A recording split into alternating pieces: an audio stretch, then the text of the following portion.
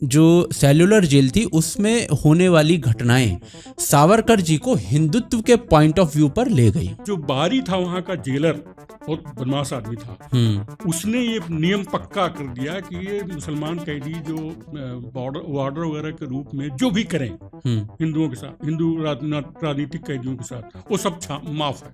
और उन जातियों से बचाने के लिए उन अफगान कैदियों ने लालच दिया धर्म परिवर्तन का। आप कुरान के प्रति बेहद सम्मान रखते हैं तो भी आपको यह विश्वास छोड़ना पड़ेगा कि कुरान के एक शब्द पर भी सवाल नहीं उठाया जा सकता। वैसे ही आपके कुरान, आपकी शहादतें, आपकी नमाज और गंदे ताबीज उनका कुछ नहीं बिगाड़ सकते। सवाल उठाया जाता है। बंगाल में उन्होंने मुस्लिम लीग के साथ सरकार बनाई, ये एलिगेशन लगाया जाता है। तो ये सबसे डेंजरस कैदी ये थे। दूसरी चीज ये है कि इनको थिंक टैंक मानते थे, क्रांतिकारियों का थिंक टैंक मानते थे।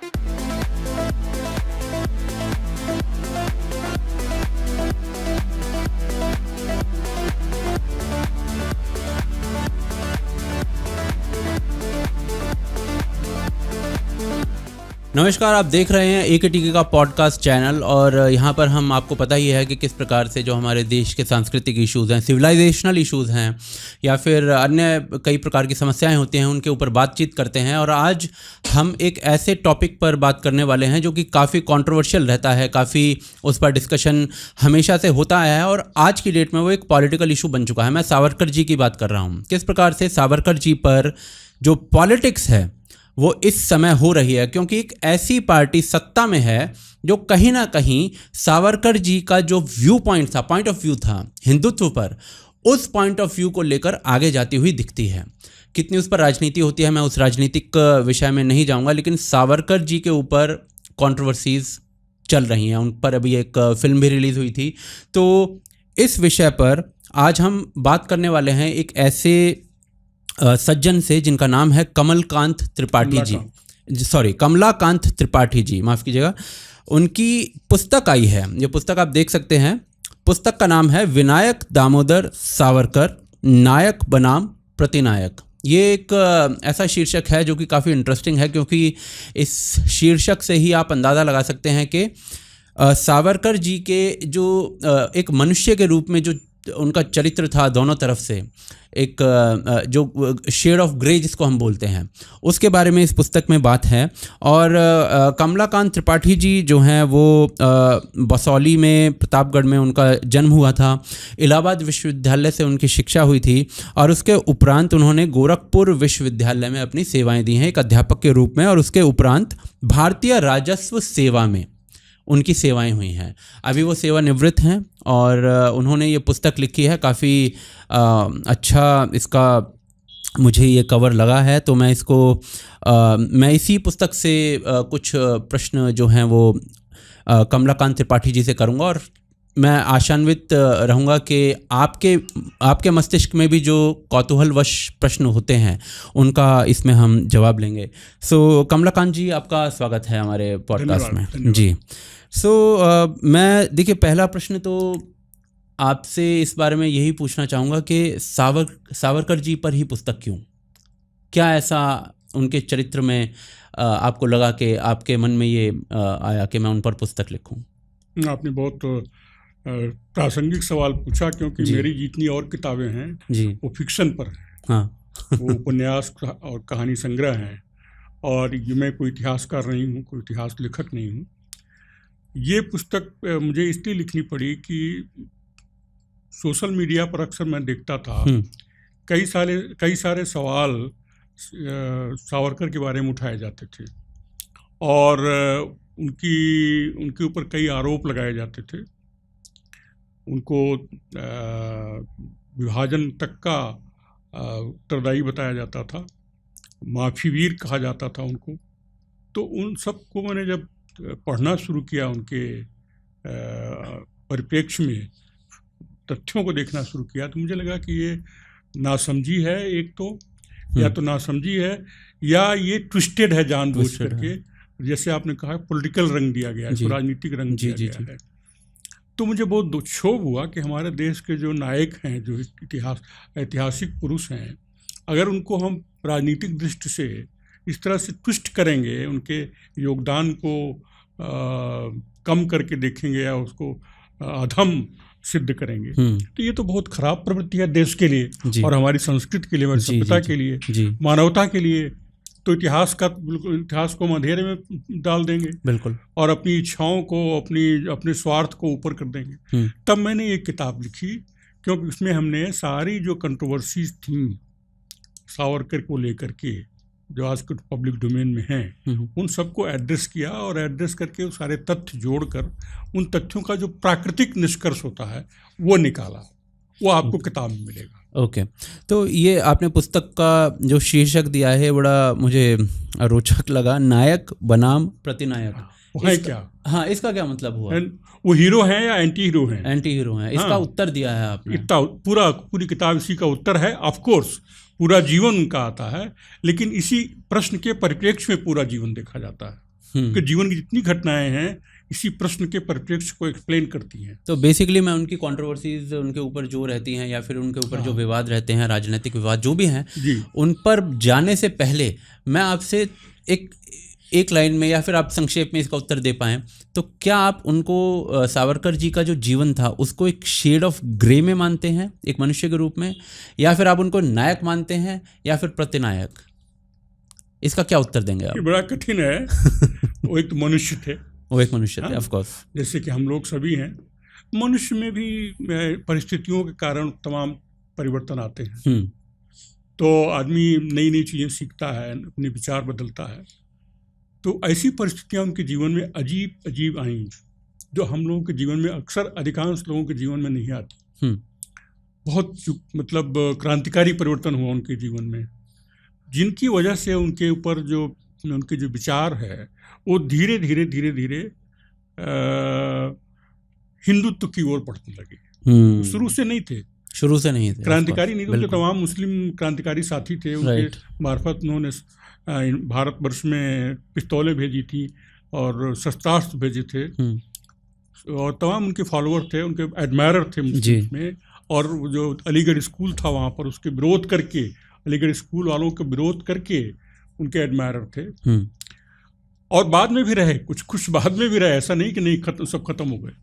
तो उनके बारे में काफ़ी भ्रांतियां यहीं से पैदा हो गई, क्योंकि वो क्रांतिकारी से एक हिंदुत्व विचारक कैसे हो गए, ये एक खास बात है। लेकिन इसका जो कारण है वो सबसे पहले तो वहाँ की जो सेलुलर जेल का जो प्रबंधन है वो है। सेलुलर जेल का प्रबंधन, हाँ जी। वहाँ पर अधिकांश जो राजनीतिक कैदी थे वो हिंदू थे। अधिकांश क्या, सारे के सारे राजनीतिक कैदी हिंदू थे। और जो दुर्दांत अपराधी यहाँ से गए थे, अपराधी कैदी, वो अधिकांश जो अफगान पठान थे, जो पंजाब और अफगानिस्तान से गए थे। आपने कहा कि राजनीतिक कैदी जो थे वो हिंदू थे। हाँ। जो दुर्दांत अपराधी थे वो ज्यादातर पठान थे। अधिकांश हाँ। ओके। और वहाँ के प्रशासन की एक नीति ये थी कि राजनीतिक कैदियों के देखभाल के लिए, उनके वार्डर वगैरह बनाने के लिए, पेटी ऑफिसर वगैरह बनाने के लिए उनके ऊपर हिंदू कैदी नहीं रखे जाएंगे। जो हिंदू कैदी थे भी अपराधी कैदी, पहली चीज़ तो ये कि राजनीतिक कैदियों को कोई प्रमोशन नहीं मिलता था, ये वार्डर वगैरह नहीं बनाए जाते थे। न इनसे कोई काम, न इनसे कोई लिखा पढ़ी काम लिया जाता, इनसे कठिन से कठिन काम लिया जाता था, टॉर्चर करने वाला काम लिया जाता था। तो उनके प्रमोशन का सवाल ही नहीं था। प्रमोशन हमेशा ऑर्डिनरी कैदियों का होता था, जो दुर्दांत अपराधी कैदी थे। प्रमोशन से मतलब प्रमोशन को वहाँ वार्डर वगैरह बनते हैं ना, इनका जो मैनेजमेंट होता है कैदियों का, काफी हद तक जो है कैदी ही करते हैं, जो सीनियर होते जाते हैं। अच्छा, ठीक है, कॉन्डक्ट समझ गया। तो उनका प्रमोशन होता नहीं था, प्रमोशन इन लोगों का होता था। यही लोग वार्डर बनाए जाते थे और वॉचमैन बनाए जाते थे और पेटी ऑफिसर बनाए जाते थे। और तो अंग्रेज जो है वो जेलर होता था। अंग्रेज जेलर होता, हाँ, जेलर और सुपरिटेंडेंट अंग्रेज होता था। उसके नीचे के जो कर्मचारी होते थे कैदियों में से थे, एक आध कर्मचारी गैर कैदी हिंदुस्तानी थे। हाँ। उसमें एक था खास, वही मुसलमान था। तो जो बारी था वहाँ का जेलर, बहुत बदमाश आदमी था। उसने ये नियम पक्का कर दिया कि ये मुसलमान कैदी जो वार्डर वगैरह के रूप में जो भी करें हिंदुओं के साथ, हिंदू राजनीतिक कैदियों के साथ, वो सब माफ है, क्योंकि ये इनको दबाना है, इनकी आत्मा को किल कर देना है। वहाँ से लौट के इनका जो राजनीतिक जो उद्देश्य है, लक्ष्य है, उसको तोड़ देना है, इनकी आत्मा को कुचल देना है। ये उद्देश्य था और सरकार का भी यही उद्देश्य था, इसीलिए वहाँ भेजे जाते थे। तो इनको मनुष्य के रूप में जाने नहीं देना है, इनकी मनुष्यता को नष्ट कर देना है। ये भूल जाए कि हम मनुष्य हैं, हमारा कोई इंडिविजुअल है, हमारा कोई व्यक्तित्व है, हमारा कोई स्वाभिमान है। तो इनके ऊपर तमाम जातियाँ हुई, सारे हिंदू राजनीतिक कैदियों के ऊपर, और उन जातियों से बचाने के लिए उन पर अफगान कैदियों ने लालच दिया धर्म परिवर्तन का। वहीं जेल में जी कई लोगों ने धर्म परिवर्तन किया। धर्म परिवर्तन कर लेने के बाद फिर उनको कुछ राहत मिली, वो लोग अपना तो खाना मिल गया आपको, टाइम से मारपीट करने से बच गए। और जैसे उनको किसी को बुलाया तो उसकी गर्दन पकड़ के मार उसको ले आते थे पीटते हुए, तो वो उससे छुटकारा मिल गया। फिर उसके बाद जब वो आना चाहे लौट करके तो हिंदुओं ने उनको नहीं लिया, वो तो धर्मभ्रष्ट हो गए। दोनों क्वेश्चंस को उन्होंने एड्रेस किया वहाँ से लौटने के बाद रत्नागिरी जेल में। तो दो तरह से हैंडल किया उन्होंने इसको। एक तो हमें कन्वर्शन नहीं होने देना है, बल्कि जो कन्वर्ट हो चुके हैं उसमें जो विलिंगली वापस आना चाहते हैं उनको वापस लेना है, रिकन्वर्ट करना है, शुद्धि संगठन बनाना है। और इसके लिए जरूरी है कि जात पात खत्म हो। ये बहुत कम लोगों को मालूम है कि उन्होंने जात पात के विरोध में जितना संगठित आंदोलन चलाया था उतना शायद ही किसी ने चलाया। अस्पृश्यता के विरोध में और जात पात के विरोध में, और उन्होंने जो आंदोलन चलाया अजीब था, उनके दिमाग में बहुत ओरिजिनल चीज़ें आती थी। वो था सर्वजाति सभोज। जहाँ भी जाते थे सभी जातियों को मिलाकर के हिंदुओं के एक साथ भोजन करो। तो उनका जो किताब में है जो 7 बेड़ियां हैं हिंदू समाज की, उनको तोड़ने का उनका सिद्धांत था। साथ खाना खाने की, बेटी ब्याहने की, और समुद्र पार न जाने की, जनेऊ न पहनने की, मंत्र न पढ़ने की, ये सारी जो विभाजन थे जो एक दूसरे को अलग करते थे, उनको तोड़ो। उनको तोड़ने से फिर वो काम पूरा हो जाएगा, शुद्धि की समस्या नहीं रहेगी, शुद्धि में जो आएगा सब बराबर है। तो ये बहुत ही ऑर्गेनाइज तरीके से उन्होंने चलाया और काफ़ी सफलता प्राप्त की। और यही कारण है कि हिंदू महासभा को बहुत पॉपुलैरिटी नहीं मिल पाई। हाँ, वो जो गैप था, देखिए एक मुस्लिम लीग थी, काइंड ऑफ एक रेवोल्यूशनरी विचार जो समाज में आप दे रहे हो, उसकी वजह से कई लोग आपके खिलाफ हुए। बहुत लोग खिलाफ हुए। कई लोगों ने कहा इनको अगर पेशवा का राज होता तो हाथी के तले दबा के मरवा दिया जाता, हाथी के पैरों के तले। तो इसके लिए देखिए गैप बना था उस बहुत बहुत जेन्युइन गैप था। किसी का होना जरूरी था, चाहे वो सावरकर होते चाहे कोई और होता। एक तो मुस्लिम लीग थी, वो मुसलमानों का हित देख रही थी और उनको अलग मानती थी, मुसलमान हिंदुओं को अलग मानती थी, केवल दुश्मनी कॉमन मानती दोनों में पूरे इतिहास में। दूसरी ओर कांग्रेस थी, वो दोनों को अपने को रिप्रेजेंट करने के दोनों को रिप्रेजेंट करने का क्लेम करती थी। तब हिंदू कहाँ जाए?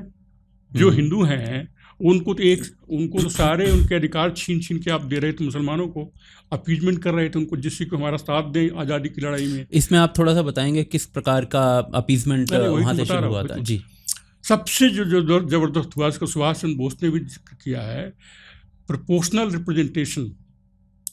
इनका जो सेपरेट इलेक्ट्रेट, जो जिसको हिंदी में कहेंगे पृथक निर्वाचन क्षेत्र। हाँ, मुसलमानों का अलग, हिंदुओं का अलग। ये तो सबसे बड़ा आघात था, जो कि 1905 में बंगाल विभाजन के उपरांत शुरू हुआ और स्टेट्स में 35 में लागू हो गया। ठीक है, राइट, 1935 एक्ट से लागू हो गया जी।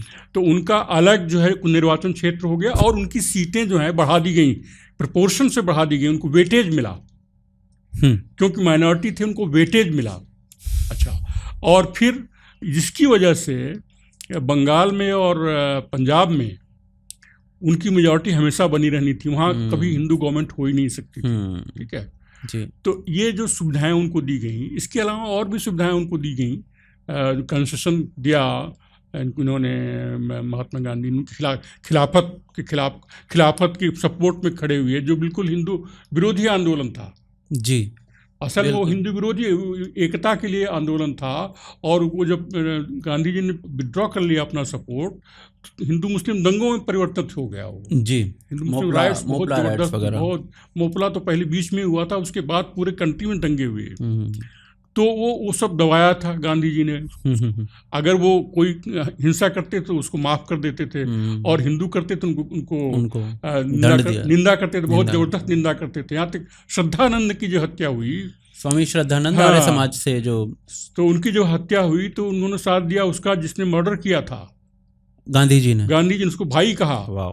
हाँ, और उसके बाद उन्होंने कहा कि आपको अब किसी हिंदू को नहीं हत्या करनी चाहिए रिटेलिएशन में, और उसके बाद हिंदू ने कहीं नहीं किया, फिर मुसलमानों ने किया, राजपाल की हत्या हुई और एक 2-3 और नेताओं की हत्या हुई आर्य समाज की। तो हिंदू ही मारे गए, कभी मुसलमान नेता नहीं मारे गए। तो ये चलता रहा, इसकी वजह से एक शून्य था। भाई एक जब आप जब दोनों कम्युनिटी को आप रिप्रेजेंट करने की बात करेंगे तो एक कम्युनिटी के साथ तो आप अन्याय करेंगे, खासकर जब वो नहीं मान रहे हैं कि आप हमको रिप्रेजेंट कर रहे हैं। तो नेचुरली जो है, जो आज जिसको आप जो आपको अपना मानती है, उसके साथ तो आपने गद्दारी किया। तो एक तीसरी पार्टी की जरूरत थी, वो इन्होंने पैदा किया सावरकर ने। हिंदू महासभा तो पहले कांग्रेस की पार्ट थी, सारे मेंबर कांग्रेस के भी थे, उसके भी थे। जब ये आए तब उसको उन्होंने अलग किया, और हिंदू के हितों की रक्षा के लिए इसका योगदान दिया। तो उसका वो जो शून्य था, उस शून्य को भरा, लेकिन शून्य भरने के बावजूद पूरी तरह से इफेक्टिव नहीं हो पाए, क्योंकि तो पहले नए 37 में उन्होंने शुरू किया काम, हिंदू महासभा के अध्यक्ष बने 37 में। हाँ, ठीक है। जब छूटे वहाँ, जब वहाँ नजरबंदी से छोड़ा, इनको अंग्रेजों ने कभी नहीं छोड़ा, नजरबंदी से छोड़ा। रत्ना वहाँ पर भी एक प्रकार से जिसे कहते हैं कि जो जिस घर में भी वो रह रहे थे वहाँ पर नजरबंदी की गई थी, पूरा विजिलेंस रहता था, कहीं जा नहीं सकते थे बिना मजिस्ट्रेट से पूछे, और जहाँ भी जाते थे पीछे लगे रहते थे, वो लोग रिपोर्ट देते रहते थे। और फिर डर ये था कि पूरी की पूरी 50 साल की सजा रिवर्स हो जाएगी अगर वो कंडीशन नहीं फॉलो करेंगे। तो वहाँ पर जब ये शुरू किया काम इन्होंने अपना इसका, तो उसमें 37 में मैं बता रहा था, 37 में एक इंटरिम गवर्नमेंट बनी थी बॉम्बे में, क्योंकि कांग्रेस जो है सरकार नहीं बना रही थी। कांग्रेस जीती थी 8 प्रदेशों में, लेकिन सरकार नहीं बना रही थी। उसका कहना ये था कि जब तक गवर्नर की ओर से गवर्नर जनरल एश्योरेंस नहीं देंगे कि अपने विवेकाधिकार का प्रयोग नहीं करें, प्रेरोगेटिव का प्रयोग नहीं करेंगे, तब तक हम लोग सरकार नहीं बनाएंगे इलेक्शन जीतने के बावजूद। तो उस पीरियड में करीब वो अप्रैल से वो जुलाई तक चला पीरियड, अप्रैल 37 से जुलाई से, तब तक एक इंटरिम गवर्नमेंट बनी जो अल्पमत की सरकार थी। उनको जीत थी कि अप्रैल से इसको लागू कर देना है जी। तो एक इंटरिम गवर्नमेंट बनी थी बॉम्बे में, जिसको चला रहे थे वो जमुना दास मेहता, और एक और थे जो मुख्यमंत्री बने थे, उसके प्रधानमंत्री, उसमें प्रधानमंत्री कहते थे, उनका नाम आया है। तो इन लोगों की, इसमें जमुना दास मेहता खासकर स्वराज पार्टी के थे, जनतांत्रिक स्वराज पार्टी के। ये इनके खास थे सावरकर के, और सावरकर के जो छूटने के लिए समिति बनी थी उनको छुड़ाने के लिए, हर तरह की पाबंदियों से मुक्त करने के लिए, उसके वो मेंबर थे। आप जो प्रधानमंत्री आपने जो शब्द यूज किया वो सोहरावर्दी के लिए तो नहीं किया था? नहीं, सभी उस समय प्रधानमंत्री कहलाते। अच्छा। भारत का संविधान बनने के पहले सब प्रधानमंत्री थे, सारे मुख्यमंत्री प्रधानमंत्री थे। तो संविधान के बाद मुख्यमंत्री आया, तो उन्होंने इनको छोड़ा। अपनी सरकार, इंटरिम सरकार बनाया ही इसीलिए, इस कंडीशन पर सपोर्ट ही किया उसको कि हम सावरकर को छोड़ेंगे, तभी हम बनाएंगे। तो उन्होंने सावरकर को छोड़ा, मैंने सावरकर नज़रबंदी से मुक्त किया जी। और अंग्रेजों ने केवल उनको जेल से निकाल के, पहले तो वहाँ सेलुलर जेल से निकाल के रत्नागिरी जेल ले आए, और उनको वही सश्रम कारावास दिया। सश्रम कारावास, हाँ, ठीक है। उसके बाद फिर जो है धीरे धीरे थोड़ा छुटकारा मिला उनको, इससे होता है नॉर्मल कोर्स में। तब इनको नज़रबंद किया, वहाँ से निकाल के नज़रबंद किया। वो करीब जेल ही था। नजरबंदी में एक और समस्या आ गई थी, उनको खाने पीने की कोई व्यवस्था नहीं थी। 5 साल तक कुछ खाने को नहीं मिला, मतलब किस तरह से डोनेशन से काम चलाते रहे। 5 साल बाद इनको पेंशन मंजूर हुई, क्यों, कोई काम तो कर नहीं सकते थे। इनकी डिग्री छीन ली गई थी, BA की डिग्री छीन ली गई थी, और LLB की डिग्री तो वहाँ दी ही नहीं गई थी इन क्रांतिकारी कार्यों के कारण। और इसके अलावा जो है ये हाई स्कूल पास होकर के क्या कर सकते थे, किताबों की रॉयल्टी भी बंद थी, क्यों किताबें सब बैन थी। ऐसे में लोग चार्ज लगाते हैं, हाँ ये भी एक चार्ज लगाते हैं कि पेंशन पेंशन लिया। हाँ पेंशन जबकि सबको मिलती। आई थिंक गांधी जी ने भी पेंशन ली है। उनका तो मुझे मालूम नहीं, गांधी जी ने ली है, मुझे मालूम है गांधी जी का है। सबको पेंशन मिलती थी। इस तरह जो नजरबंद किए जाते थे उनकी मीन्स ऑफ लाइवलीहुड देख करके तो उनको पेंशन मिलती थी। ये कंट्रोवर्सी का बहुत जबरदस्त पॉइंट है। इसमें आप देखिए उनकी सारी संपत्ति जब्त हो चुकी थी, कुछ भी नहीं रह गया था उनके पास। तब तक उनकी पत्नी थी और उनके 2 बच्चे हो गए थे यहाँ पर रत्नागिरी नज़रबंदी में। तो उन्होंने कहा, अपने स्टेटमेंट में कहा था कि जेल में खाने को तो मिलता था, यहाँ तो खाने का भी गुजारा नहीं है। तो 5 साल बाद जब उसको बढ़ाया गया, केवल 5 साल की था पहले नज़रबंदी, हर 2-2 साल बढ़ाते गए करने के बाद, हाँ रिव्यू करने में बढ़ाते गए 37 तक बढ़ाते रहे। उसके बाद उन्होंने नहीं किया, देसी गवर्नमेंट ने किया जी। तो जब पहली बार बढ़ाने लगे 2 साल के लिए, तब लोगों ने ह्यू एंड क्राई चाहिए कि आपने उनके रहने उनका कोई बंदोबस्त किया है, उनके मेंटेनेंस कोई बंदोबस्त किया है। तब उनके मेंटेनेंस के लिए बात चली और जिला मजिस्ट्रेट से उनके खर्चे के बारे में एस्टीमेट मांगा गया, उनके पारिवारिक दायित्वों को देखते हुए। तब उसने भेजा 150 रुपये पर मंथ का मजिस्ट्रेट, 150 रुपये। ये सुनिए। तो उसके बाद जो वहाँ के बॉम्बे के होम मेंबर थे उन्होंने कर दिया उसको 75। हाँ, और उसको और घटा के जो गवर्नर थे उन्होंने कर दिया 60। तो 60 रुपीस पर मंथ उनको पेंशन मिली। 5 साल के बाद ये 37 तक मिलती रही। जितनी बार बढ़ाया गया, टर्म बढ़ाया जाता रहा, महंगाई बढ़ती रही, लेकिन वो फिक्स उसी पर रही, 60 पर ही रही, 60 रुपये पर मंथ। ये भी एक कंट्रोवर्सी बिना मतलब। इंग्लैंड, वहाँ बंगाल में भी सबको मिलती थी, जिसको बिल्कुल मिलती थी, बड़े बड़े लीडर्स को मिलती थी। इनफैक्ट अभी आपने जो इसमें एक विषय छेड़ा, राजनीतिक शून्य का जो विषय छेड़ा, उसमें उसका बेसिक मतलब, यदि मैं इसको संक्षेप में बताना चाहूँ अपने दर्शकों को, कि एक पार्टी ऐसी थी मुस्लिम लीग जो कि मुस्लिम पक्ष रख रही थी, कांग्रेस जो थी हिंदू मुसलमान दोनों का बैलेंस करके चलना चाहती थी। तो ऐसी स्थिति में ये सिचुएशन उत्पन्न हो गई कि हिंदुओं का हित चाहने वाली, हिंदुओं का पक्ष रखने वाली एक भी राजनीतिक पार्टी नहीं थी। तो इस तरीके से हम उसको राजनीतिक शून्य हम मान सकते हैं। और ऊपर से दूसरी बात हमने अभी यहाँ पर की थी कि किस प्रकार से जो सेल्युलर जेल थी उसमें होने वाली घटनाएं सावरकर जी को हिंदुत्व के पॉइंट ऑफ व्यू पर ले गई, राइट। मैं ये जानना चाहता हूँ अब इसमें कि फर्स्ट ऑफ ऑल तो वो हिंदुत्व का जो विचार उत्पन्न हुआ सेल्युलर जेल की घटनाओं से, वो विचार क्या था?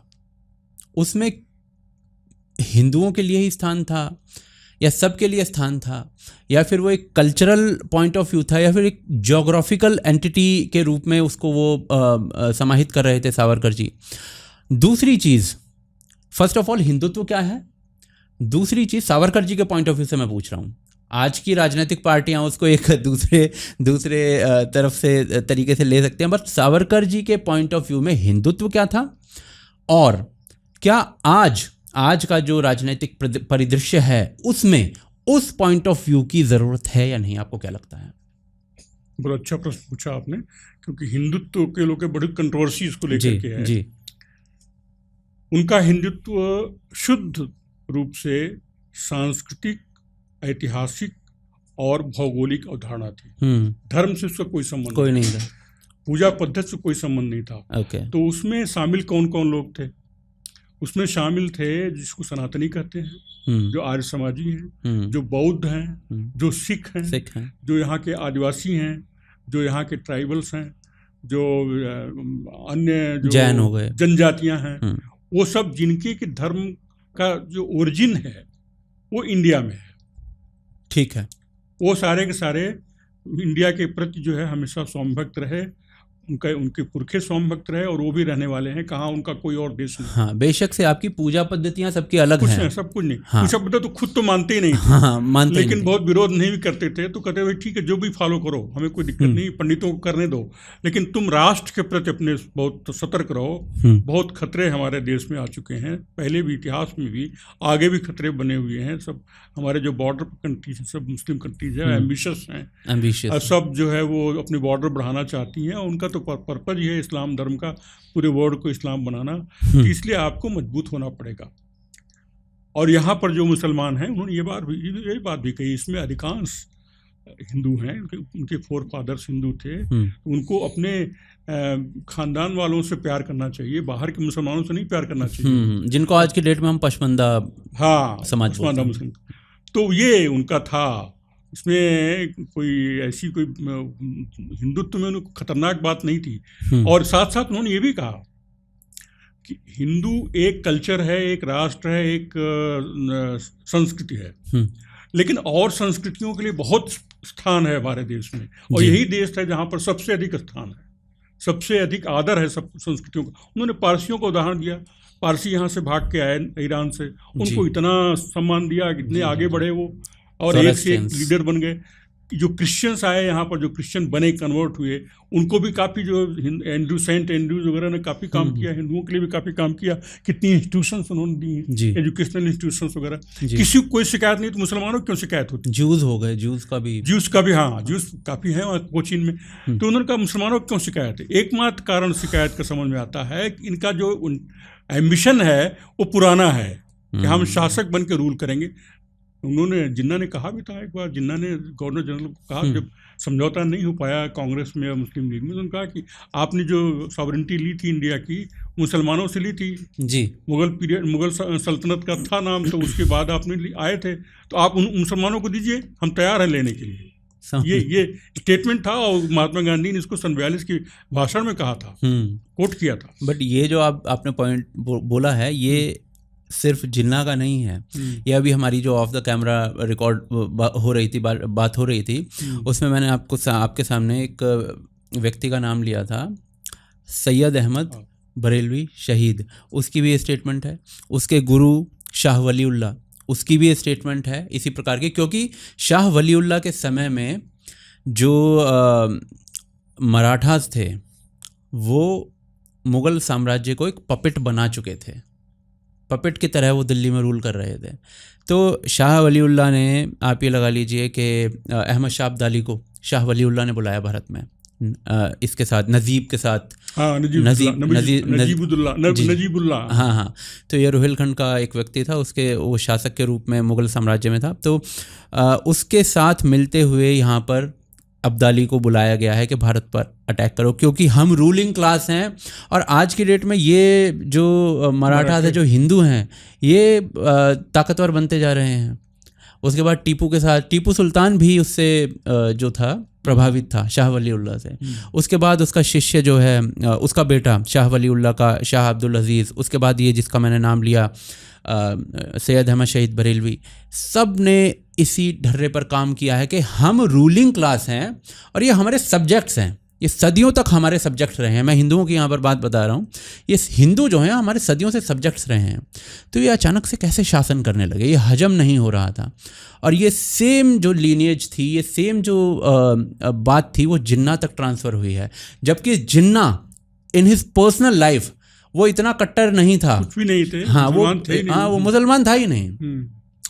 तो चलिए, आई थिंक इस जो मैंने आपसे प्रश्न पूछा था उसका एक दूसरा अंग रह गया, जिसमें मैं ये जानना चाहता हूँ कि जो सावरकर जी का हिंदुत्व पर पॉइंट ऑफ व्यू था, क्या आज वो प्रासंगिक आप देखते हैं? आज हिंदू जो लोग हैं, या फिर आज भारत जो है टोटल, उसमें हिंदुत्व की जगह है जो सावरकर जी बोल कर गए थे? आपको क्या लगता है? बिल्कुल नहीं। मैं साफ करना चाहता हूँ, अंधविश्वासों के बहुत जबरदस्त खिलाफ थे सावरकर, किसी भी अंधविश्वास के। और मुसलमानों में भी अंधविश्वास था, हिंदुओं में भी अंधविश्वास। जी जी जी। तो उन्होंने इसके खिलाफ जो भी कहा वो आज नहीं हो रहा है। आज तो पुराणों वाली जो कथाएं हैं उनका पालन करवाया जा रहा है। जितने अंधविश्वास के एक से एक स्रोत निकाले जा रहे हैं। इन्होंने जो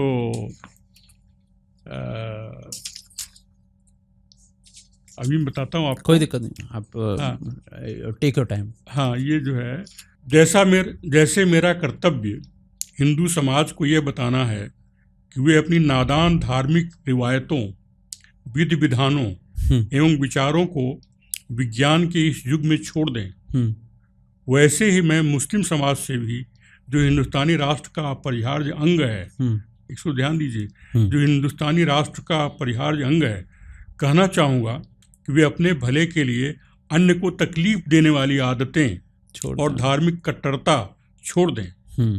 ऐसा उन्हें केवल हिंदुओं के लिए नहीं करना है, न उनकी हिंदू कट्टरता से डरते हैं, बल्कि इसलिए करना है कि वे ये आदतें और ये कट्टरता अपने समुदाय के धब्बे हैं, और यदि वे इन पुरानी रीतियों से जुड़े रहे तो विज्ञान की इस युग में बहुत पीछे चले जाएंगे।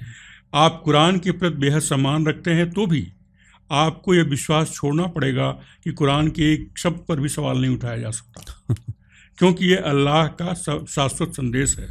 आपसी संघर्ष में पिस रहे अरब के शोषितों और पिछड़े लोगों के लिए मुफीद लगने वाले मानकों को शाश्वत नहीं माना जा सकता। आधुनिक समय में जो प्रासंगिक है उसी के साथ बने रहने की आदत डालनी होगी। जरा सोचिए कि बाइबल के शिकंजे से मुक्त होने के बाद रिनेसा की बात कर रहे हैं, यूरोपियों के सामने हम और आप क्या हैं? राइट। उन जिन्होंने हमारे समय के लाभकारी विज्ञान में महारत हासिल की, आपको स्पेन से खदेड़ दिया, आपने नरसंहार झेले, ऑस्ट्रिया, हंगरी, सर्बिया और बुल्गारिया में कुचल दिए गए, मुगल शासित शासन भारत से आपको कब्जा छीन लिया गया। आज यूरोपीय लोग अब मेसोपोटामिया, सीरिया, लेबनान और कुवैत में आप पर शासन कर रहे हैं। उस समय बाद में इन लोगों को आज़ादी मिली। जैसे हमारे यज्ञ, प्रार्थनाएं, वेद, पवित्र पुस्तकें, प्रायश्चित और साप यूरोपियों को कुछ नहीं बिगाड़ सकते, वैसे ही आपके कुरान, आपकी शहादतें, आपकी नमाज और गंदे ताबीज़ उनका कुछ नहीं बिगाड़ सकते। जैसे फौजों को युद्ध पर भेजने वाले मौलवियों की ये मान्यता थी कि अल्लाह के नाम पर लड़ने वाले कभी नहीं हारते, उसी तरह आराम से बैठकर 1 लाख राम राम जपने वाले हमारे पंडितों की भी थी। इन सब का यूरोपियों पर कोई असर नहीं पड़ा जी। अपने आधुनिक हथियारों से उन्होंने न केवल मुस्लिम नेताओं को नष्ट कर दिया, खुदा के परचम का भी उपहास उड़ाया जी। तो ये इस तरह के आदमी थे, उनका हिंदू मुस्लिम कोई विरोध नहीं था, और हिंदू आडंबरवाद को, यज्ञवाद को नहीं सपोर्ट करते थे। सबकी समानता और राष्ट्र प्रेम, बिल्कुल, देशभक्ति, जिस कंट्री में आप रहते हैं उसके प्रति आपका वर्चस्व, आपका कुछ एक दायित्व बनता है, और एकता, हिंदू एकता, हिंदू एकता, हाँ, हिंदू एकता नहीं, अगर नहीं तो सब सर्वाइव नहीं करेंगे। उन्होंने हिंदू पराभव का कारण ही एकता की कमी को माना था। उन्होंने इतिहास में काफ़ी लिखा, 6 golden periods of Hindu period उन्होंने लिखे हैं। तो वो अच्छे पीरियड तभी आए जब एकता आई। हाँ, थोड़ी बहुत, पूरी तो नहीं आई, लेकिन जितनी भी आई, और जब भी यूनिटी खत्म हुई तभी बाहर से अटैक हुआ। ये किस पुस्तक में है उल्लेख? मैं इसको पढ़ना चाहूंगा, जो 6 गोल्डन हिंदू पीरियड्स के बारे में इसी नाम से किताब है। अच्छा, उन्होंने सावरकर जी की सावरकर किताब है, उनके लेक्चर्स हैं, मराठी में दिए थे, बाद में उनके एक मित्र ने उनका अंग्रेजी अनुवाद किया और रेफरेंस भी दिया उसमें। पूछ कोई रेफरेंस नहीं दिया था, केवल लेक्चर में रेफरेंस नहीं होते हैं। तो 6 chapters of golden chapters of Indian history, किताब का जिक्र आया इसमें कई बार। ठीक है। तो चलिए, मैं इससे हिंदुत्व से आगे थोड़ा सा चलना चाहूँगा। एक और जो कंट्रोवर्सी हम देखते हैं सावरकर जी के बारे में, वो बोला जाता है कि सावरकर जी ने जिन्ना के साथ मिलकर कई राज्यों में सरकारें बनाई। आप क्या सोचते हैं इस पूरी कंट्रोवर्सी के बारे में? सोचने की बात ही नहीं, तथ्यात्मक रूप से गलत है, एकदम ओपनली गलत, एकदम गलत है। ये बिल्कुल दुष्प्रचार किया गया है।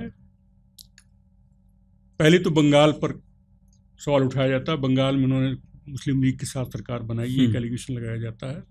ये सरासर गलत है, क्योंकि बंगाल में केवल 2 सीटें थी इनकी 37 के इलेक्शन में।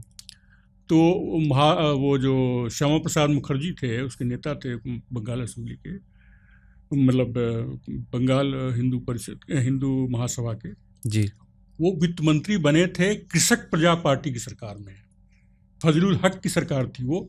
और फजलुल हक की सरकार किस तरह बनी थी? पहले फजलुल हक की कृषक प्रजा पार्टी की लीग के साथ सरकार बनी थी, समझौता हुआ था। लीग ने विड्रॉ कर लिया क्योंकि दोनों में मतभेद हो गया। लीग जो है वो इस्लाम खतरे में है का नारा लगाना चाहती थी, वो ऑल इंडिया मुस्लिम की बात करती थी, और वो बंगालियों की समस्या को दूर करना चाहते थे, खासकर किसानों की समस्या। तो कृषक प्रजा पार्टी उनका नाम ही था जी। तो वो किसान दोनों थे, हिंदू मुसलमान दोनों थे, इसलिए उनके यहाँ भेद नहीं उठता, तो वो लोग बहुत सफोकेटेड महसूस कर रहे थे। अंत में जब उनका जिन्ना ने उनको एक चीज़ से रोका, गवर्नर जनरल ने एक सिक्योरिटी काउंसिल बनाई थी, वो वार चल रही थी उस समय, तो सिक्योरिटी काउंसिल को मेंबर बना दिया। तो उन्होंने कहा बिना मुझसे पूछे कैसे मेंबर बन गए जी। 2-3 लोगों ने और बने थे, उन्होंने रिजाइन कर दिया, उन्होंने रिजाइन नहीं किया। तब मुस्लिम लीग ने सपोर्ट वापस ले लिया। मुख्यमंत्री ये थे, फजलुल हक थे, लेकिन मेजॉरिटी उन लोगों की थी, उन्होंने वापस ले लिया तो सरकार गिर गई। तब उन्होंने अल्टरनेट गवर्नमेंट बनाई जिसमें ये हिंदू महासभा के केवल 2 थे। आपको याद होना चाहिए कि ये जो सुभाष चंद्र बोस के जो क्या नाम था, वो फॉरवर्ड ब्लॉक के जितने सदस्य थे उन सब ने सपोर्ट किया। फॉरवर्ड ब्लॉक वही ब्लॉक है जो आज तक अभी कम्युनिस्ट गवर्नमेंट में लगातार शामिल रहा है। वो 37 साल ने कम्युनिस्ट गवर्नमेंट ने शासन किया ना बंगाल में। हाँ जी। और उसमें फॉरवर्ड ब्लॉक भी एक उसकी यूनिट है, अलायंस की, लेफ्ट अलायंस की। अच्छा, और इसके अलावा भी जो सुभाष चंद्र के साथ जो सिंपैथी रखते थे कांग्रेसी फ्रंट, उनके फॉरवर्ड ब्लॉक के अलावा भी चल रहा था ना, वो पीरियड ऐसा चल रहा था, उनका फॉर्मेशन हो रहा था, उन लोगों ने भी साथ, तब उनकी सरकार बनी, नहीं तो सरकार नहीं बन सकती। उसमें वो वित्त मंत्री थे केवल 1 साल के लिए।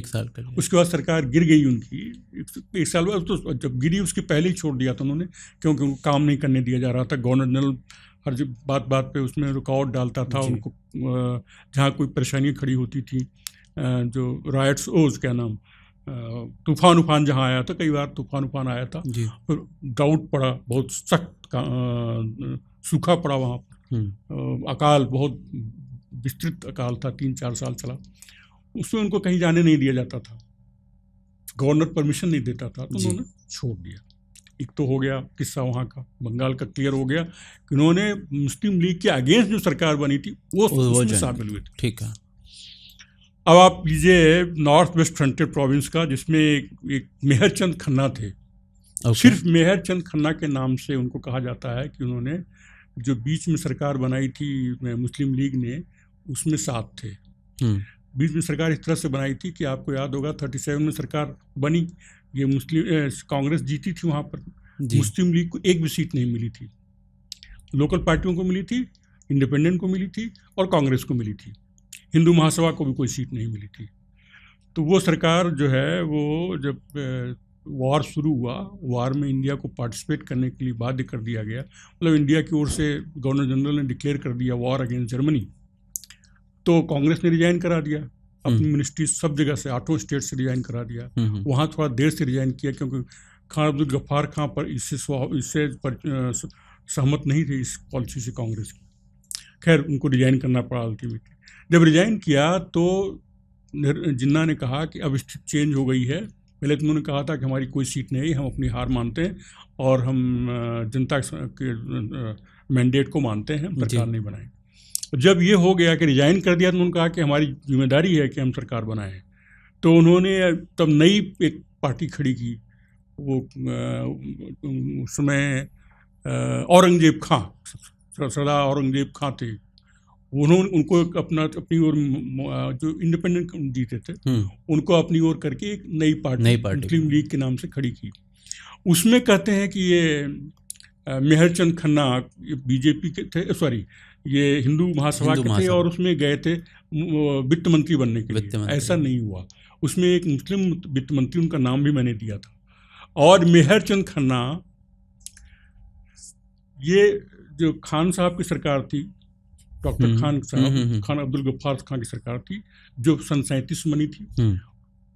बिगिनिंग में जब इनका समझौता हो गया कि हाँ भाई ठीक है हम सरकार बनाएंगे, तो उसमें ये वित्त मंत्री थे मेहरचंद खन्ना। उसके बाद सरकार उनकी उन्होंने रिजाइन कर दिया, सरकार ने रिजाइन कर दिया शामिल किए जाने पर युद्ध में। फिर जब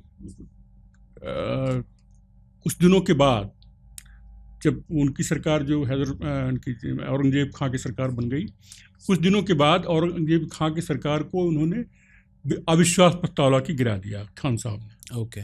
तो बिना सरकार के हो गया, तो उन्होंने फिर सरकार बनाई और किसी स्टेट में नहीं बनाई, लेकिन वहाँ बनाई। वहाँ पर कांग्रेस सरकार बनाने के लिए उनको परमिट दे दिया। उसमें भी वो वित्त मंत्री रहे। अच्छा। तो और फिर इसके बाद सुनिए, जब पाकिस्तान बना तो खान साहब, अब्दुल गफ्फार खान के साथ वो भी गिरफ्तार कर लिए गए। सरकार बर्खास्त कर दी गई, उसे गिरफ्तार कर लिए गए, जेल में डाल दिए गए। तो इंडिया से नेहरू जी ने इनको भेजा था, एंथनी साहब को भेजा था उनको छुड़वाने के लिए कोर्ट से छुड़वा के वहाँ से आए, और नेहरू सरकार में वो दूसरे पुनर्वास मंत्री बने, रिहेबिलिटेशन मिनिस्टर, क्योंकि रिहेबिलिटेशन उन्होंने खुद झेला था जी। तो यहाँ खन्ना मार्केट, मेहरचंद खन्ना मार्केट है, तो वो रिहेबिलिटेशन मिनिस्टर बने, और तब से लेकर के करीब 6-7 साल रिहेबिलिटेशन मिनिस्टर रहे। बीच बीच में उन्होंने हाउसिंग मिनिस्ट्री भी देखी और भी मिनिस्ट्री देखी, तो कांग्रेस में रहे लगातार। उनका नाम लेते हैं कि साहब वो उनकी वजह से वो जिन्ना और सावरकर की मिलीजुली सरकार बनी थी। मेहरचंद खन्ना को इसलिए लेने का मौका उनको मिलता है कि शुरू में कैंटोनमेंट बोर्ड का इलेक्शन लड़ने के समय उन्होंने हिंदू सभा नाम की एक छोटी संस्था बनाई थी। अच्छा। हिंदू सभा, लोकल मिलता जुलता नाम हो गया, जिसका कोई संबंध नहीं था हिंदू महासभा से। तो उसके बाद उसको छोड़ करके उन्होंने हिंदू सिख नेशनलिस्ट पार्टी बनाई थी। अच्छा, ओके। उस समय हिंदू सिख नेशनलिस्ट पार्टी थी। जब उनकी सरकार बनी तो उसको छोड़ करके इसमें आ गए थे, ये कांग्रेस सरकार में आ गए, फिर कांग्रेस ही बन गए पूरी तरह। समझ गया। ये तो हुआ। तीसरा हुआ सिंध में झगड़ा है। सिंध में 2 नामों पर झगड़ा है। एक है इसमें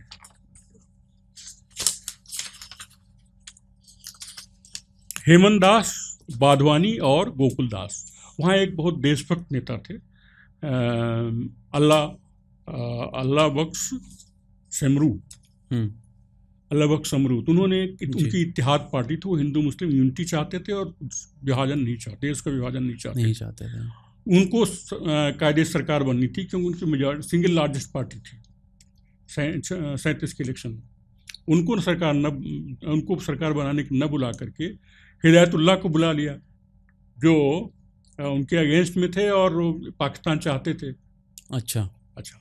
तो इसके बाद उनकी सरकार गिर गई, तो अल्लाह बख्श ने अपनी सरकार बनाई। लेकिन वो सरकार, जो अल्लाह बख्श सरकार जो कांग्रेस के समर्थन से बनी, वो जब रिजाइन किया मिनिस्ट्रीज ने उनके युद्ध के विरोध में, युद्ध में शामिल किए जाने के विरोध में, उसको भी रिजाइन करना पड़ा। अच्छा। तो रिजाइन करने के बजाय उन्होंने क्या किया कि अपनी जो उनको ऑनर्स जो मिले थे खान बहादुर वगैरह के, उन्होंने विड्रॉ कर दिया। उन्होंने विड्रॉ नहीं, उसको सरेंडर कर दिया। सरेंडर कर दिया तो नाराज होकर के गवर्नर को डिसमिस कर दिया। वहाँ विड्रॉ नहीं किया, उन्होंने सरेंडर कर दिया और उसको नाराज होकर डिसमिस किया। उसके बाद जो सरकार बनी वो फिर से वही आ गए, हिदायतुल्लाह जो है वो जो मुस्लिम लीग के एक समर्थक हो गए थे, मुस्लिम लीग पार्टी में थे नहीं, तो समर्थक बन गए थे। उसमें 2 हिंदू भी शामिल हुए थे। अच्छा। उनका नाम था हेमंत दास बाधवानी और गोकुल दास मेवल दास। तो इन हिंदुओं के बारे में पूरी हमने दरियाफ्त किया। ये कभी हिंदू महासभा के सदस्य नहीं थे, दोनों इंडिपेंडेंट मेंबर थे। और ये किताब है इनकी बीपी मेनन की किताब है the transfer of power in India. BP Menon उस समय गवर्नर जनरल के सलाहकार थे, कॉन्स्टिट्यूशनल कंसल्टेंसी करते थे, मतलब गवर्नमेंट सर्वेंट सेक्रेटरी के बराबर थे।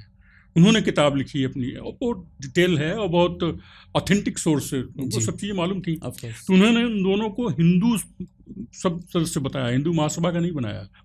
अच्छा। जो मुस्लिम लीग के सदस्य उनको मुस्लिम लीग का बताया, जो मुस्लिम इंडिपेंडेंट थे उनको मुस्लिम बताया, और उनको बताया हिंदू सदस्य थे। हिंदू सभा की कोई बात ही नहीं की, हिंदू सभा कहीं थी नहीं। तो सिंध में भी हिंदू महासभा ने कोई सरकार उनके साथ नहीं बनाई। तो बेसिकली ये पूरा एक प्रकार से प्रपंची हो गया, राजनीतिक झूठ इसको हम मान सकते हैं। कृषक प्रजा पार्टी के साथ श्यामा प्रसाद मुखर्जी ने बना लिया, उसी एक को सबसे जोड़ दिया, वहाँ से सब हटा। अब कृषक प्रजा पार्टी क्या थी क्या नहीं, कितना भेद था दोनों में, ये भूल गए। उस समय था, बाद में सब मर्ज हो गया। तो ठीक है। तो अब मैं एक्चुअली में 2 मेरे दिमाग में सवाल आ रहे थे। अब मुझे थोड़ा कन्फ्यूज़न हो रहा है कि मैं कौन सा पहले पूछूं, पर एक बड़ा इंटरेस्टिंग सवाल सावरकर जी के बारे में थे, जो अभी जो मैंने सवाल पूछा उससे रिलेटेड नहीं है। एक मैंने पहले सवाल आपसे पूछा था जिसमें हमने बात की ऑफ द कैमरा कि सावरकर जी को डेंजरस कैटेगरी का कैदी माना जाता था अंग्रेज़ों की नज़र में। इसके विपरीत जब हम नेहरू जी की बात करते हैं, आजकल एक बड़ा वो चलता है कि नेहरू जी को इतने दिनों तक जेल हुई, इतने सालों तक उन्हें जेल में रखा गया। तो जब मैं उनके जेल का विवरण पढ़ रहा था तो जेल के विवरण में ऐसी कोई भी चीज़ नहीं थी जो जेल में होती है। उन्हें एक अच्छा भोजन मिल रहा है, उन्हें लाइब्रेरीज़ मिल रही हैं, पढ़ने के लिए किताबें मिल रही हैं, सारी जिसे कहते हैं सुख सुविधाएं जो थी वो जो उस जेल में उन्हें प्रदान की गई थी।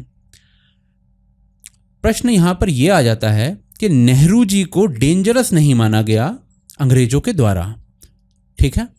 एक स्वतंत्रता सेनानी के रूप में जो उनका, मैं उसमें नहीं जा रहा हूँ, ठीक है, उनका एक मूल्यांकन अलग तरीके से होता है, कई लोग वो मूल्यांकन करते हैं, मैं उस मूल्यांकन में नहीं जा रहा हूँ।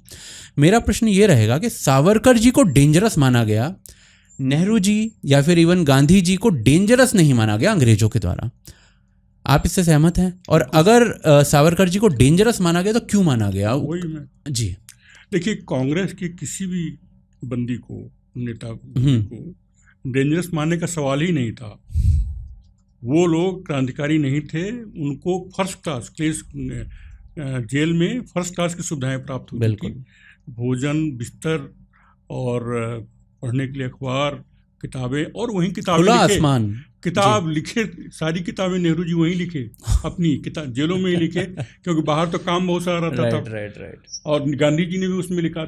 किसी भी नेता को ऐसी कोई सुविधा नहीं थी। जेल उनके लिए शांति और आराम करने का टाइम था।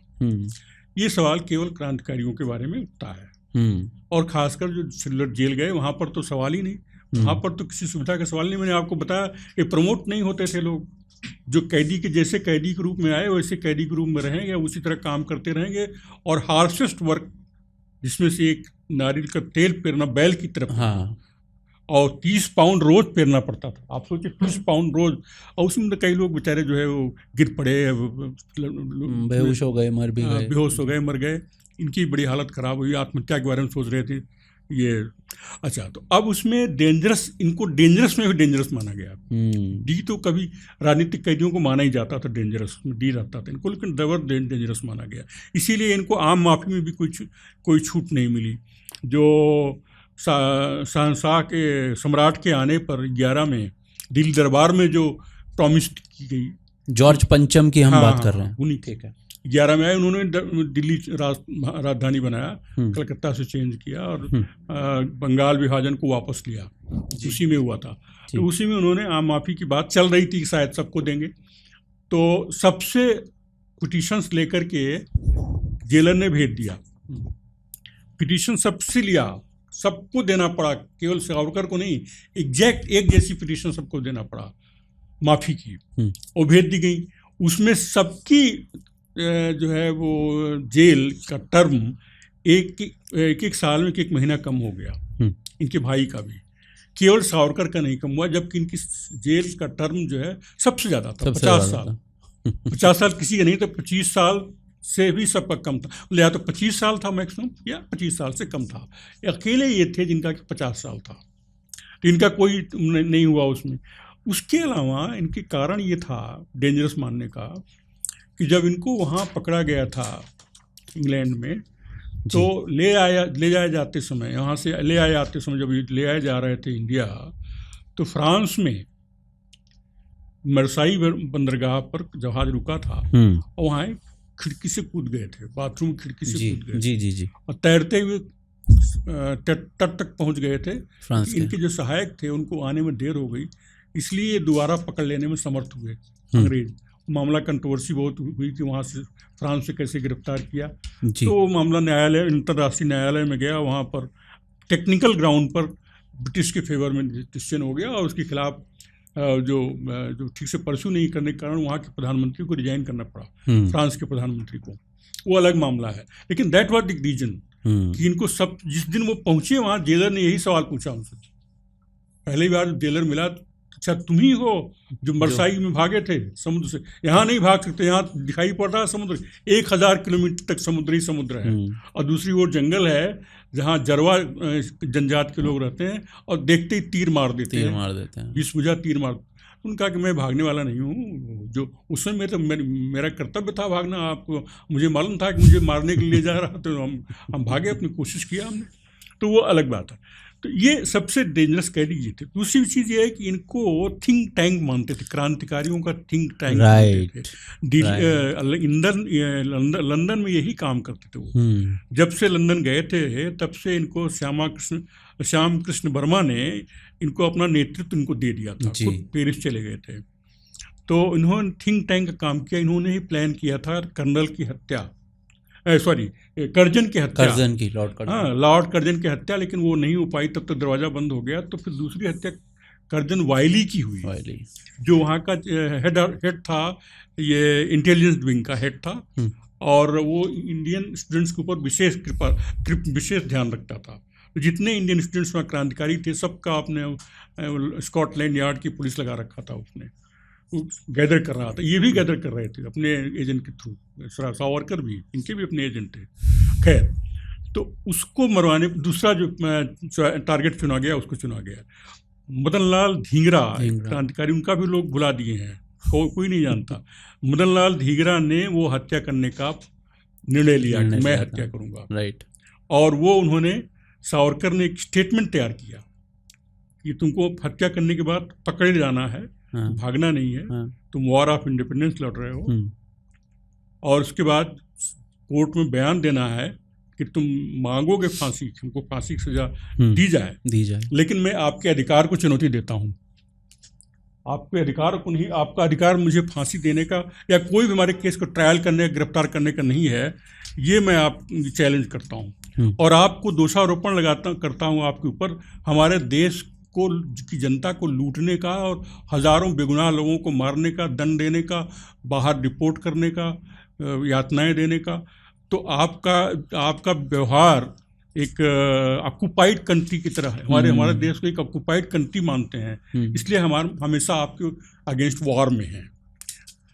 तो ये जो है, उस पर जो बयान है वो सावरकर का लिखा हुआ, लेकिन बोला मदन लाल धींगरा ने, उसको आप जरूर सुनिए। बिल्कुल। एंड बाय द वे, जो लोग नहीं जानते, मदन लाल ढींगरा जी जो हैं, उनको आई थिंक जितना मुझे पता है वो भगत सिंह उनसे बहुत इंस्पायर्ड बताए जाते हैं, राइट? मदन लाल ढींगरा जी से वो वहाँ पहुँचे तो उनको देखा, उनकी जो उसका स्पिरिट थी उसको पहचान गए उनको, और तो दोनों ने, श्याम कृष्ण वर्मा भी उस समय थे, तो उनको वहाँ पर पूरा आश्रय दिया गया, ट्रेन किया गया बाकायदे, और वो जब ये करना हुआ तो वहाँ से चले आए, जैसे दोनों झगड़ा हो गया हो, और डैंडी की तरह रहने लगे, अंग्रेजों की तरह रहने लगे।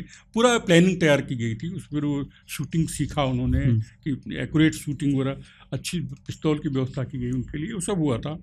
इसीलिए तो पीछे पड़े थे ना अंग्रेज लोग, इसीलिए उनको मानते सबसे डेंजरस। तो उन्होंने जो कहा, ढींगरा का बयान आप जरूर सुन लीजिए, ये जाना चाहिए, क्योंकि सावरकर का लिखा हुआ है जी। मैं अपने बचाव में कुछ नहीं कहना चाहता, मैं केवल अपने कृत्य के न्याय संगत होने को सिद्ध करना चाहता हूँ। जहाँ तक मेरा सवाल है, किसी अंग्रेजी न्यायालय को मुझे गिरफ्तार करने, जेल में बंद रखने या फांसी देने का कोई अधिकार नहीं है। यही कारण है कि मैंने अपने बचाव में कोई वकील नहीं किया। मेरी मान्यता है कि यदि एक अंग्रेज के लिए यह देशभक्ति का न्यायपूर्ण कार्य होगा कि जर्मनी के इंग्लैंड पर कब्जा करने की स्थिति में वो जर्मनों से लड़े, तो मेरे लिए अंग्रेजों से लड़ना उससे अधिक देशभक्ति का, उससे अधिक न्यायपूर्ण कार्य है। मैं अंग्रेजों को पिछले 50 सालों में 8 करोड़ भारतीयों के कत्ल का जिम्मेदार ठहराता हूँ। मैं अंग्रेजों को पिछले 50, जो अंग्रेज यहाँ से भारत जाकर 100 पाउंड प्रतिमाह पाता है, उसका सीधा मतलब है कि वह उन 1000 गरीब भारतीयों को मृत्युदंड देता है जो 100 पाउंड पर अपनी पूरी जिंदगी गुजार लेते। जिसका अधिकांश अंग्रेज अपने आमोद प्रमोद और छुछोरेपन पर खर्च कर देता है। मैं उन्हें हर साल भारत से 10 करोड़ पाउंड छीन कर इस देश में लाने के लिए जिम्मेदार मानता हूँ। 10 करोड़ पाउंड सारी इस्टेब्लिशमेंट की सैलरी, और जो व्यापार से कमाते थे यहाँ से वहाँ से रॉ मटेरियल मंगवाते थे और फिनिश प्रोडक्ट भेजते थे, तो उसमें जो प्रॉफिट होता था उसी लिए तो ईस्ट इंडिया कंपनी बनी थी। 10 करोड़ पर पाउंड हर साल देश से छीन कर ले जाने के लिए जिम्मेदार मानता हूँ। मैं उन्हें अपने देश के ऐसे देशभक्तों को फांसी पर चढ़ाने और देश निकाला देने का भी जिम्मेदार मानता हूँ जिन्होंने ठीक वही किया जिसे करने की सलाह अंग्रेज अपने देशवासियों को देते हैं। जैसे जर्मनों का इस देश पर आधिपत्य स्थापित करने का कोई अधिकार नहीं है, ठीक वैसे ही अंग्रेजों का भारत पर आधिपत्य स्थापित करने का कोई अधिकार नहीं है, बनाए रखने का कोई अधिकार नहीं है। अतः हमारे लिए यह पूर्णतः न्यायपूर्ण है कि हम उन अंग्रेजों की हत्या कर दें जो हमारी पवित्र भूमि को प्रदूषित कर रहे हैं। मुझे तो अंग्रेजों के क्रूर पाखंड, ढोंग और स्वांग पर आश्चर्य होता है। वे अपने को दमित मानवता के, कांगोवासियों और रूसियों के उद्धारक के रूप में पेश करते हैं, जबकि स्वयं भारत में क्रूर दमन और भयानक नृशंसता को अंजाम दे रहे हैं। उदाहरण के लिए हर साल 20 लाख लोगों की हत्या और युवतियों का सीलभंग। अगर इस देश पर जर्मन कब्जा कर लें और जर्मनों को लंदन की गलियों में विजेता की धृष्टता के साथ चलते हुए देखना बर्दाश्त न कर पाने से कोई अंग्रेज 1-2 जर्मनों को मार दे, तो वह इस देश की जनता के द्वारा देशभक्त के रूप में देखा जाएगा। उसी तरह मेरे लिए भी अपनी मातृभूमि के उद्धार के लिए काम करना देशभक्त का काम है। ये मदन लाल ढींगरा जी की स्टेटमेंट बोल रहे हैं, जो उन्होंने लिख के दिया था, सावरकर ने लिख के दिया था। Wow, okay. सो बेसिकली यही एक सबसे बड़ा रीज़न माना जा सकता है कि उनको डेंजरस में भी डेंजरस कैटेगरी में रखा गया, क्योंकि वो एक थिंक टैंक की तरह है। इसकी भी एक विशेषता है, एक ऐसे क्रांतिकारी जो लेखक भी थे, वो एक क्रांतिकारी कारिता में भी आ गए थे और लेखक भी करते थे, और लेखन इतिहास लेखन करते थे, नाटक लिखते थे, कविताएं लिखते थे, तो वर्सटाइल, वो इंटेलेक्चुअल थे। तो ऐसे में आदमी ज़्यादा डेंजरस हो जाता है। हाँ, राइट, सही कह रहे हैं आप। अच्छा, तो फिर इसमें भी डेंजरस में भी अब एक बड़ा अच्छा प्रश्न मेरे दिमाग में ये आया है, क्योंकि अभी एक फिल्म रिलीज़ हुई वीर सावरकर पर, जिसमें ये रणदीप हुड्डा जी की फिल्म है वो। तो मुझे उनसे मिलने का भी अवसर मिला था अभी, तो मैंने उनसे भी कुछ प्रश्न पूछे थे इस पूरे मुद्दे के बारे में। एक सवाल जो उनसे पूछना रह गया था वो मैं आपसे पूछना चाहूँगा कि फिल्म में दिखाया गया था सुभाष चंद्र बोस, भगत सिंह और तमाम, खुदीराम बोस, ऐसे तमाम क्रांतिकारी जो थे वो सावरकर जी से इंस्पायर्ड थे। खास तौर पर सुभाष चंद्र बोस और भगत सिंह, इनके बारे में जानना चाहूँगा कि ये बात सच है। बहुत डिटेल में आया है। भगत सिंह का उनका संबंध बहुत डिटेल में आया है।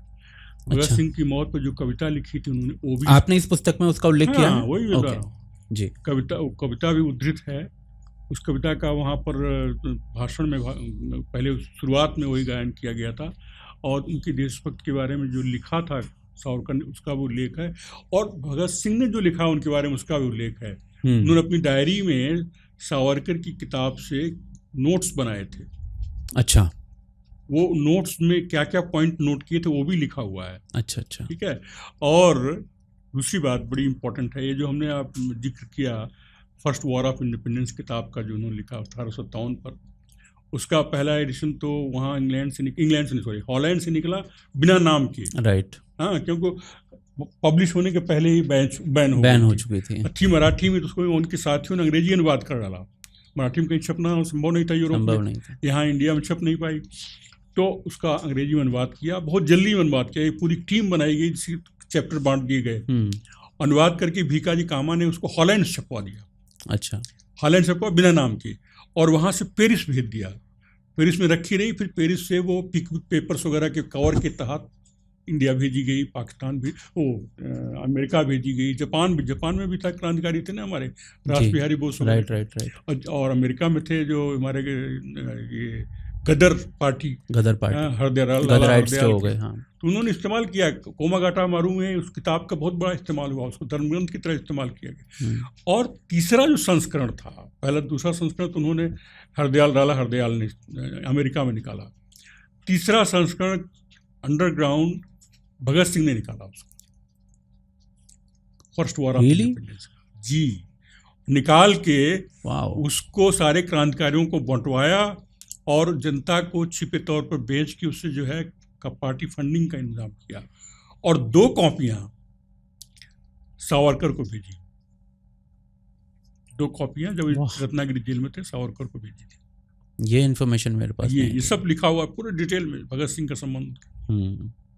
अशफाकुल्लाह पर भी लिखा उन्होंने। अशफाकुल्लाह अपना एक सीरीज लिख रहे थे, भगत सिंह, अशफाकुल्लाह, तो वो सब लिखा। और जो एक इनके साथ जतिन दास थे ना, उनकी जब वो भूख हड़ताल पे मर गए थे, भूख हड़ताल, हाँ जी, गांधी जी ने कोई रिएक्शन नहीं दिया था, साहब ने दिया और गांधी जी ने नहीं दिया, वो हल्ला मचा था। उस पर उन्होंने बहुत डिटेल में लिखा है। तो ये क्रांतिकारियों, तो सब क्रांतिकारी मिले हुए थे। आपकी एक चीज़ बहुत इंटरेस्टिंग बताएं, सभी क्रांतिकारियों को जोड़ के रखने का काम पूरे इंडिया के ये सावरकर ही कर सकते थे, कर रहे थे। इनके अंदर रिसोर्सेज थे, एक तो पर्दे के पीछे से, हाँ नेचुरली, क्योंकि वो इंग्लैंड में बैठ नजरबंदी में थे, इंग्लैंड में बैठ के, नजरबंदी में नहीं, इंग्लैंड में बैठ के, इंग्लैंड के दिनों की बात कर रहा हूँ जी। अच्छा, इन्होंने क्या किया, उन्नत किस्म का बॉम्ब बनाने का मैनुअल ट्रेस आउट किया जी। एक रशियन से उनको मिला जी, पूरा विवरण इसमें है। उस रशियन से मिला तो उसने एक साथी ने उसकी फोटो खींच लिया और उस फोटो को एक रशियन लड़की को दिया, तो उसने अनुवाद किया अंग्रेजी में, रशियन से तरह अंग्रेजी में उसका अनुवाद हुआ। फिर उसकी कॉपियां लेकर के 3 अपने साथियों, जिसमें कि होतीलाल वर्मा भी मुख्य थे, वो इंग्लैंड से चुपके से इंडिया आए और इंडिया में क्रांतिकारियों के हर ठिकाने पर बांटा। अच्छा, इसका मतलब है कि पूरे देश के क्रांतिकारियों का आपस में एक लिंक था। महाराष्ट्र, बंगाल, बनारस में, यूपी और पंजाब गदराइट्स, सारे जो उनके ठिकाने थे उनमें वो बटी साइक्लोस्टाइल कॉपियाँ, और नए बम बनने लगे। उसी बम से खुदीराम बोस ने अटैक किया था। इसमें एक आदमी मारा गया था, वो जिस पे अटैक किया था वो नहीं मारा गया, दूसरा आदमी मारा गया। उसकी तारीफ की थी तिलक ने, तो उनको मांडले जेल भेज दिया गया था। तो वो बम जब से बन गया तब से बहुत खतरनाक मान लिया गया। ये सब काम किया हूँ। समझ आ रहा है अब सारी चीज़ें जो हैं, क्यों इतना डेंजरस माना जाता है। अच्छा, सुभाष चंद्र बोस का भी, सुभाष चंद्र बोस से मिले थे। हाँ, सुभाष चंद्र बोस उनकी बैठक हुई थी। क्योंकि आजकल क्या है ना कि इस चीज़ पर भी बड़ा हो हल्ला मचाया जाता है कि सुभाष चंद्र बोस से वो कभी मिले नहीं या उनकी कभी बातचीत नहीं हुई है। पूरी उनकी फोटो, हाँ, राइट। तो उनके किसी संबंधी ने ही ये बात बोली है कि कभी ऐसा नहीं हुआ है। और फोटो है भाई दोनों की। ऐसा है, सुभाष चंद्र बोस अध्यक्ष थे पहले टर्म में कांग्रेस में, ठीक है, 38 में थे, 39 में वो इलेक्शन हुआ त्रिपुरी कांग्रेस में, 38 में वो इलेक्शन अध्यक्ष गांधी जी के बनाए हुए अध्यक्ष थे। गांधी जी के बनाए हुए अध्यक्ष होते थे, कोई इलेक्शन लड़के नहीं होता था। पहली बार और अंतिम बार सुभाष लड़े थे, उनको निकाल दिया गया। जब अध्यक्ष थे तो उन्होंने बम्बई दौरा किया था जी। तो बम्बई में जमुना दास से मिले थे, उन्होंने प्रॉमिस किया था कि हाँ मैं कांग्रेस में शामिल हो जाऊंगा। वो जो स्वतंत्र पार्टी थी ना उनकी, जो स्वराज जनतंत्र पार्टी थी, तिलक के टाइम से चली आ रही थी, एक ग्रुप था, बाद में पार्टी बन गई, उसको उन्होंने मर्ज करने का प्रॉमिस किया। तब उन्होंने उनसे बात की जमुना दास मेहता से कि सावरकर को भी हम मिलना चाहते हैं। ओके। सावरकर से मिले, एक भोजन किया साथ साथ। अच्छा। और सावरकर से कहा कि आप कांग्रेस में आ जाइए। अच्छा, ठीक है। तो उन्होंने कहा मैं कांग्रेस में आ तो जाऊँ, लेकिन मुझे कांग्रेस स्वीकार नहीं करेगी। आप स्वीकार कर रहे हैं, लेकिन हमको तो हिंदू पार्टी मानते हैं। और नेहरू ने कह दिया है कि कम्युनल पार्टियों को अब जगह नहीं रह गई। ठीक है आप। तो उन्होंने कहा नहीं हम कोशिश करेंगे, जबकि खुद वो निकाले जाने वाले थे। मतलब सुभाष चंद्र बोस उनको इनवाइट कर रहे थे और वो निकाले जाने वाले थे खुद। तो उनको एहसास नहीं था इसका कि हम वो इनवाइट जिस पार्टी में कर रहे हैं वो पार्टी ऐसे लोगों को बर्दाश्त नहीं करती। अच्छा, एक बात। दूसरी बात एक और है जो आप नहीं पूछ रहे हैं, वो है सावरकर जी ने हिंदुओं का सशक्तिकरण करने का योजना राइट चलाई थी। राइट। और वो सेना में भर्ती करने को उनको बोलते थे या ये इंस्पायर करते थे, क्योंकि बार बार सवाल आता था कि आर्मी में मुस्लिम मेजॉरिटी थी। ये द्वितीय विश्व युद्ध के अराउंड की बात कर रहे हैं। यस, उसी में कर रहा हूँ, उसकी ठीक पहले शुरू कर दिया था।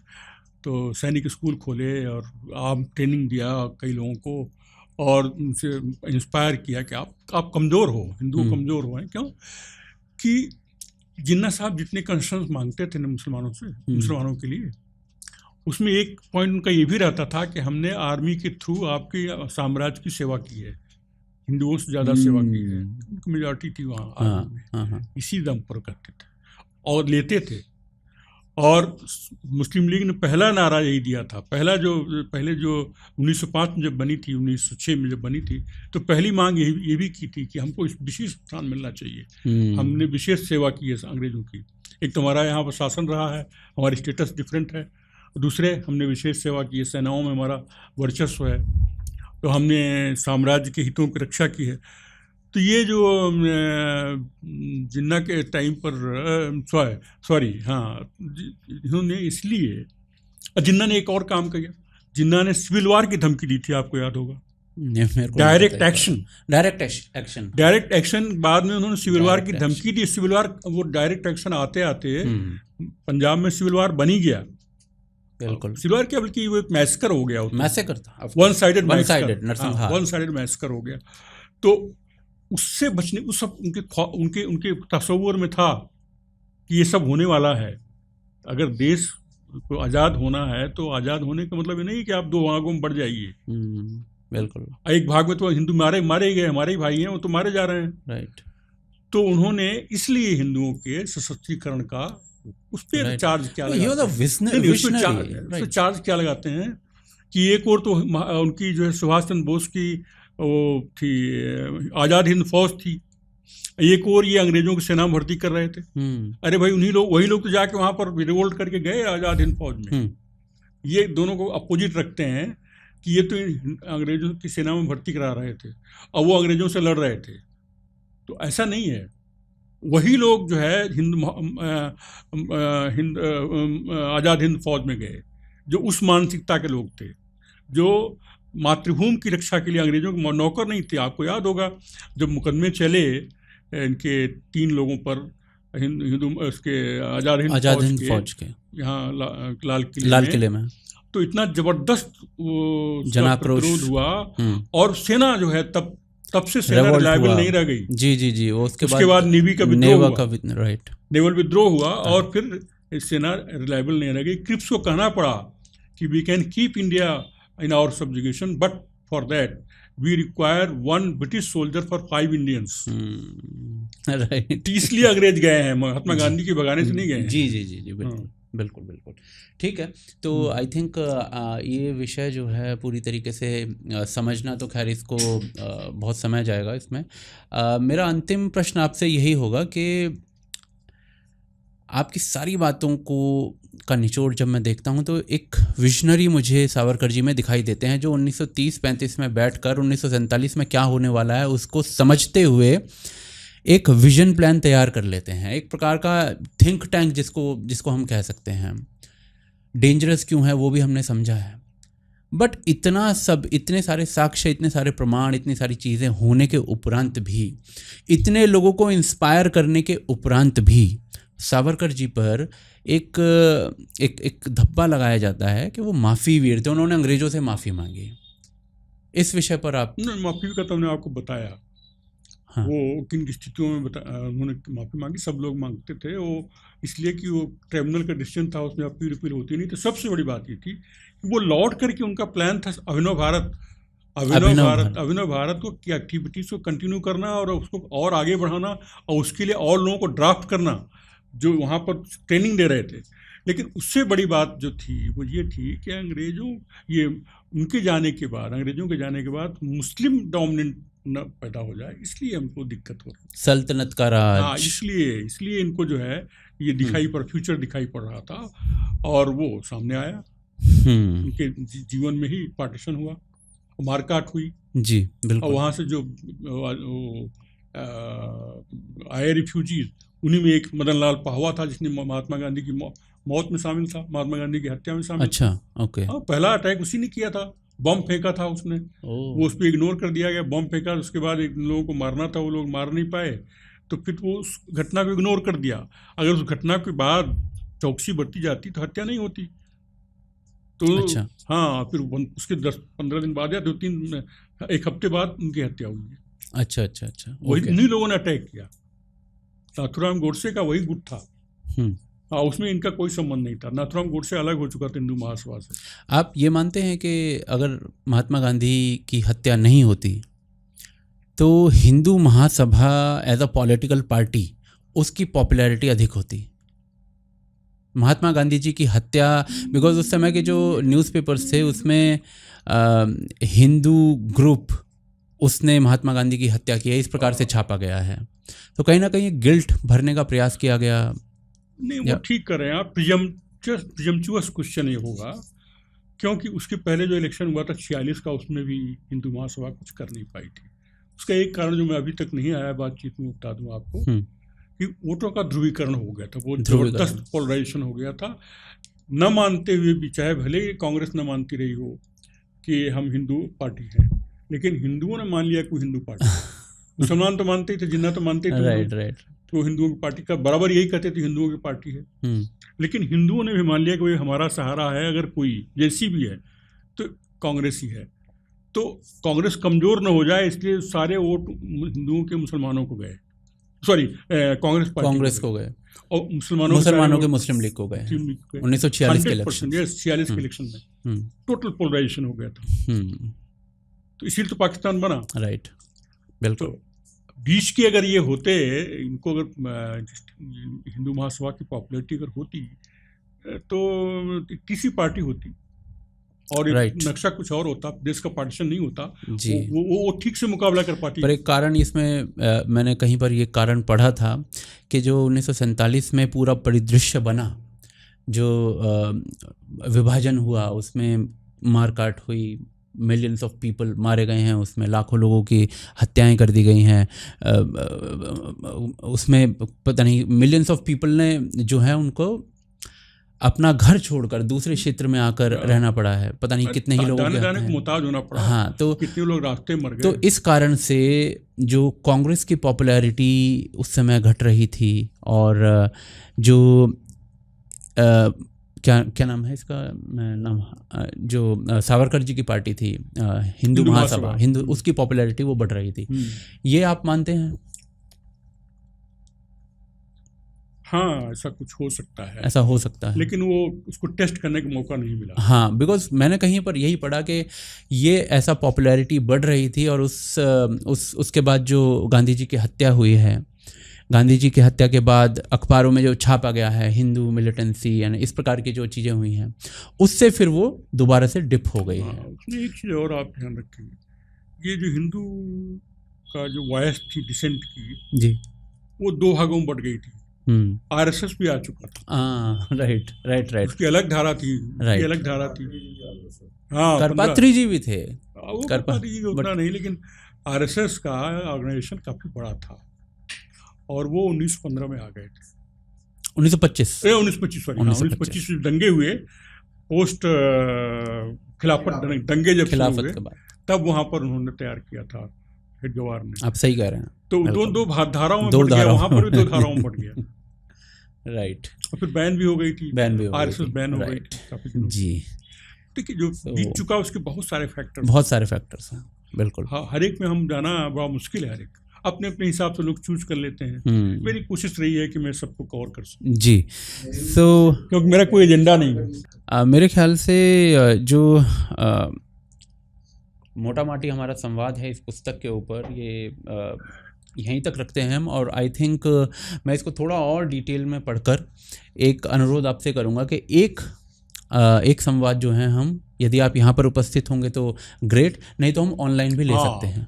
ऑनलाइन हो सकता है। हाँ, ऑनलाइन भी ले सकते हैं। और मैं दर्शकों को ये दिखाना चाहूँगा, ये पुस्तक है विनायक दामोदर सावरकर, नायक बनाम प्रतिनायक। ये ऑनलाइन अवेलेबल है? अभी तो शायद नहीं है, अभी इसकी कॉपी ऑनलाइन अवेलेबल नहीं है। तो दर्शक अमेज़न पर है। अमेज़ॉन पर है, राइट? अमेज़ॉन पर मैं इस पुस्तक का जो लिंक है वो आपको प्रोवाइड करा दूंगा। आपको डिस्क्रिप्शन और पिन कमेंट दोनों में इस पुस्तक का जो लिंक है वो मिल जाएगा। मेरा अनुरोध रहेगा कि आप इस पुस्तक को अवश्य पढ़िए, पढ़ने लायक पुस्तक है, क्योंकि सावरकर जी पर जितनी भी डिस्कशंस होते हैं उसका उत्तर प्रामाणिक तौर पर आपको इस पुस्तक में देने का प्रयास किया गया है। हम जो है इस पुस्तक के ऊपर ही एक और संवाद कुछ और प्रश्नों के साथ कमलाकांत त्रिपाठी जी के साथ करने का प्रयास करेंगे जल्दी ही। और तब तक आप देखते रहिए किडिकी पॉडकास्ट का हमारा ये संस्करण। Thank you.